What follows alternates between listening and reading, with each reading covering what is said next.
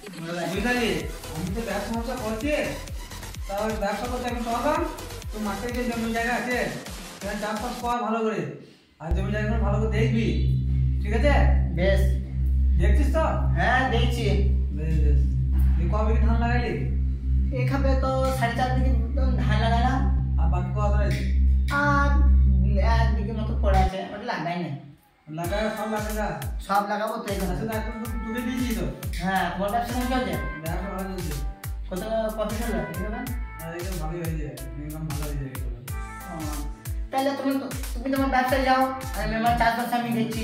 বেশ, তাহলে তুই চাষ দেখ, আমি ব্যবসা যাবো। হ্যাঁ বেশ ভালো হবে যাবে ভাই। হ্যাঁ বেশ।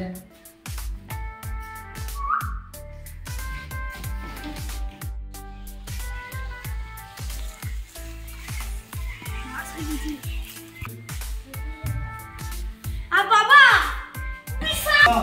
বিশাল একটা খুশি খবর আছে কিন্তু বাবা। কি হয়েছে?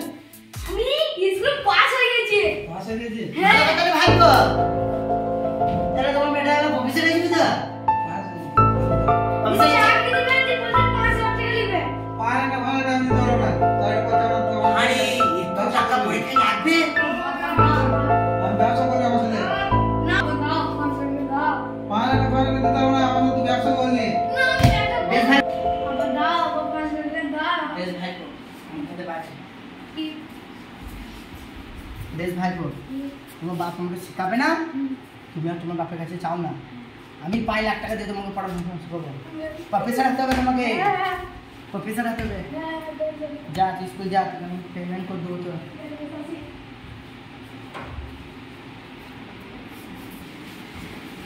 তাহলে তোমার বেটাকে তুমি তাহলে 5 লাখ টাকা দিলে না? তোমারই তো ভালো, তোমার একটা বেটা প্রফেসর হবে। প্রফেসর হতে হবে না, পায় না দিতে হবে, পায় না দিতে হবে না। কেন তোমার জমি আছে, জমি বন্ধক দিয়ে পড়াশোনা শেখাও। না আমি না দেবো।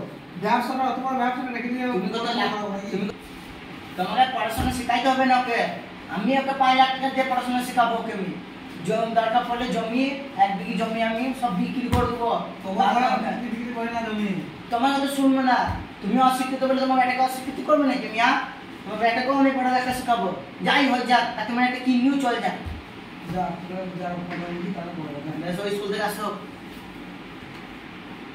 যা ভাইপুর চাকরির জন্য এই 5 বিঘি ভূমি গেলা সব আমি বিক্রি করে দেবো।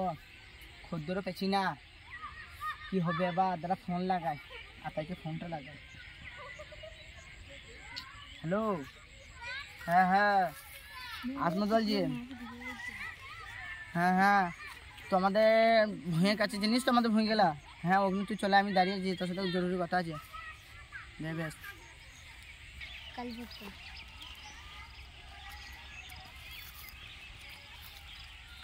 এসেছিস তাইলে? কি বলি বল।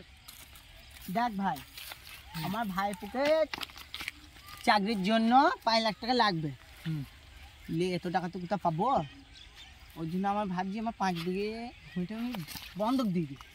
তাহলে বন্ধক নিবি? যে আমারও দরকার আছে ধান লাগানোর জন্য। তাহলে ক টাকা বন্ধক নিবি বল? বল তো কত নিবি? 5.5 লাখ দিবি? কোথাও অত টাকা না, দেখুন 2 লাখ টাকা, 2 লাখ এলো 2 লাখ টাকা নে। বেশ ভাই তাহলে আসি। বাকি তাহলে কবে দিবি? দেবো কাল প্রথমে দিয়ে দেবো। বেশ তাইলে তোমার বাড়িতে এসে দিয়ে যাবি তাহলে। বেশ আমি তাহলে চললাম ভাইপুর, তাহলে চাকরির টাকাটা হয়েছে। চল ভাইকে তাহলে এই কথাটা তাহলে জানিয়ে দিবি। ভাই ভাই ভাইপুর চাকরি লেগে গেছে। কি করে? মাসে 36 লাখ টাকা মাইনে। কি করে?